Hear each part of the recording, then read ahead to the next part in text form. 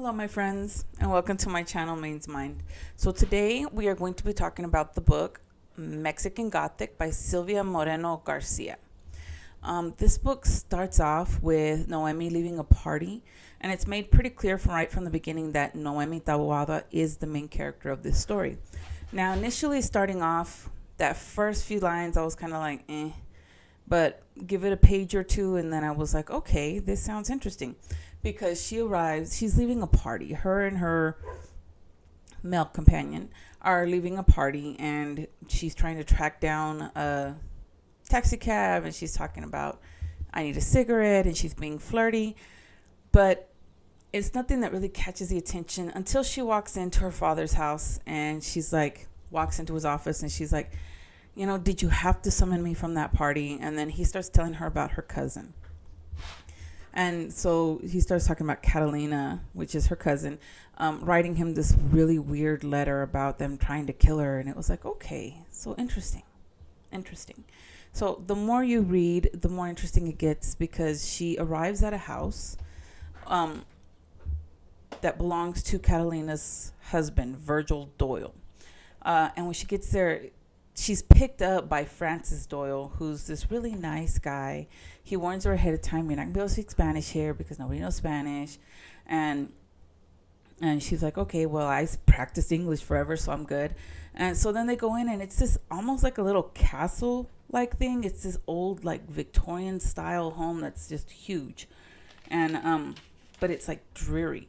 It's, like, she describes it as really dreary and mold-ridden, and you're like, ugh, how depressing, this dark, dank house that she has to stay in. And her cousin, when she sees her cousin, doesn't seem right. Sometimes her cousin's like, oh, hi, how are you doing? Like, really happy go. And then sometimes she's like, really just like not there.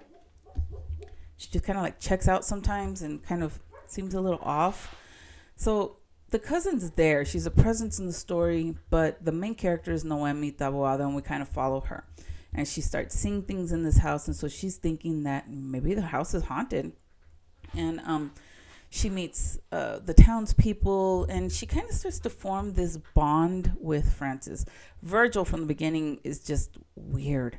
He comes off as cold and dark, and then as the story progresses, he becomes a pervert, basically, to the point that he's almost like trying to rape her. He's this horrible person. Howard Doyle is just this disgusting character in and of himself, because she describes him as this nasty old man covered in sores with black teeth, and it's just, her description of him is this really grotesque creature that you're like, how is this thing even alive still? The mother, Florence Doyle, she is the mother of Francis. She's another one that's very uptight. She's just very prim and very like proper and strict, and she's just no smoking in the room, no talking at the dinner table, no.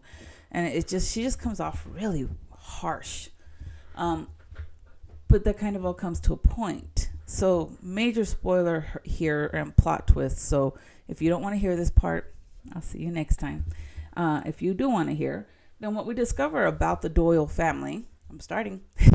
What we discover about the Doyle family is that a long time ago, approximately 300 years ago, give or take a little, Howard Doyle is dying and goes to meet with a group of people that are like, I don't know, town tribesmen. And they save his life through some ritual that involves the mushrooms. And he like marries the woman, the witch doctor, I guess, woman, because it's like tradition, but he doesn't really want to marry her. He's very he's very race specific.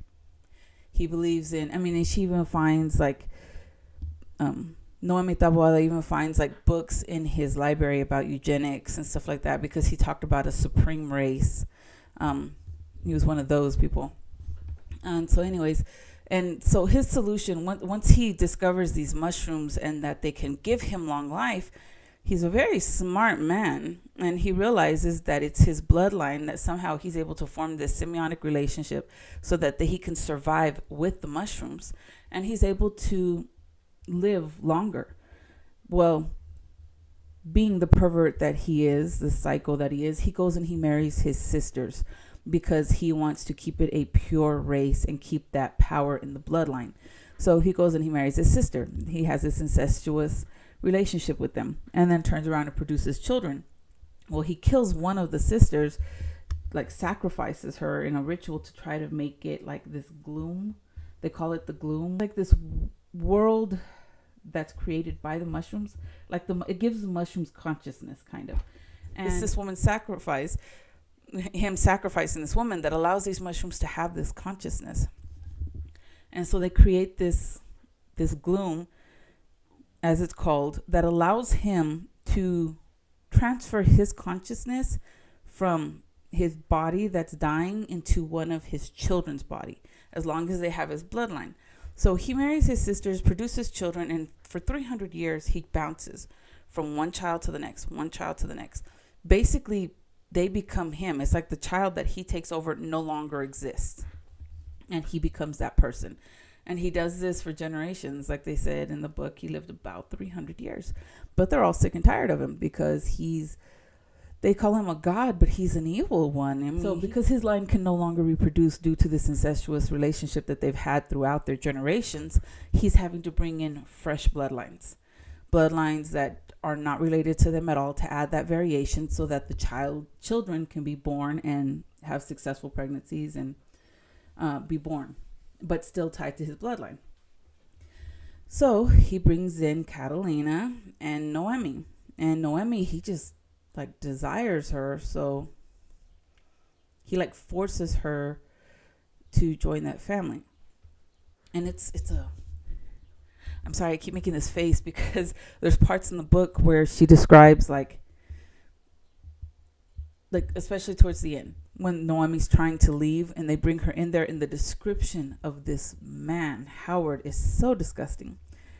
I mean, and by disgusting, I mean, it's a really, really great description. I can picture it in my mind, and it's just grotesque, and it's like, ugh.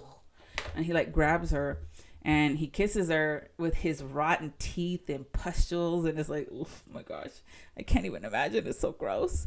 And then he like pours all this black stuff in her mouth, and yeah. Silvia Moreno-Garcia, you did fantastic on that part. I'm sorry. That was just great. It totally disgusting, but the visualization was so there. And it was like, oh my gosh, I could see this happening, and it was grossing me out as it happened. And it was just great. So, yeah, anyways. So Francis is the one that helps rescue Noemi and her cousin Catalina. He helps rescue them because right from the beginning, Francis is a good guy. He's respectful, he's kind, he's understanding, and he really likes Noemi, and Noemi kind of starts to really like him. You know, she describes him as this skinny man, but the more and more she gets to know him, the more and more she starts to fall in love with him. Not his looks, not anything like that, but him, his brain, his personality, his kindness, his willingness to put himself at risk for her. She starts to like him. So by the end of the book, she kind of falls in love with him. She falls in love with him. And even though there is a risk that this mushroom could come back, that his family could come back to haunt him, she's willing to take the risk because she's fallen in love with him. And honestly, throughout the entire book, he is the only Doyle that is worth a dang. So, and I say he's worth a dang probably because he was not from direct Doyle line. This Doyle his mother had married another man, and that other man had fallen in love with the mother, genuinely loved her, stayed, but when he couldn't take it anymore and tried to leave, they killed him. But because his bloodline was mixed outside of the Doyle line, he was not the product of incest. He was the product of a woman and a man from another line. I feel like he had a different personality to him, and he was just so much more kind. And because he really cared about Noemi, he really put himself on the line. He challenged Virgil. He, fought with his mother. He did everything that he needed to do to try to protect them and to go against the family, so that he could protect them. So if anybody deserved to have Noemi, because all these men desired her, but if anybody deserved to have her, it was going to be him, because I think he really earned it, and she fell in love with him as a person, and I think that was probably the best part of it. They do manage to get away. I'm not going to go into too much detail as to how they got away or what happened. All we know is that the only thing I want to tell you, so that you can go read this book and really be surprised by the surprising parts, they do manage to get away, and they manage to destroy the house, and the possibility of it coming back it's a slight possibility, but not very much. Overall, this book was really good. This was a really good book. Like I said, Silvia Moreno-Garcia, you definitely new fan here, because I read this book, and then I prefer to buy my books, but because we're in the summertime, the libraries always have the summer reading programs, so I signed my 7-year-old up for those. So we were at the library, and I seen another book from Silvia Moreno-Garcia. Apparently she's got a few of them. So I was like, yeah, I'm going to pick this book up. So I'll be reading one of hers in a minute. Right now I'm reading Anxious People. That's the book, because I picked out Anxious People, and that's where I found, when I was browsing the adult section, that's where I found Silvia Moreno-Garcia's other book, The Gods of something. But I seen it, and I was like, oh yeah, cool. So I am reading them in the order that I grabbed them, which was Anxious People first, and then I'm going to read that one. But I'm looking forward to reading her next book. I love when I find these new authors, not new, but new to me. I love when I find a new author that I like, because then I just want to binge read like all of their books, because it's really hard sometimes to find the author that I enjoy, that writes books that I like. And so now that I have found Silvia Moreno-Garcia, new biggest fan, I will be reading all of your books, just FYI. Anyways, I highly recommend the book. If you haven't read it, it's very good. It's just a fantastic book. On a scale of, up to 5 stars, definitely a 5-star book. It's got that little mystery in it, with murder mystery, with a little bit of superstitious type stuff, like the ghosts and the medicine woman and the small little town, and it's, based in Catholicism, and it's just a good book. I recommend it. I hope you read it. I hope you enjoy it. If you have read it, please comment below. Let me know what you think. So don't forget to check out my blog at www.mainsmind.com. I have my blog and other works that I've done on there. And as always, please like and subscribe and ring the bell for more great content. See you next time.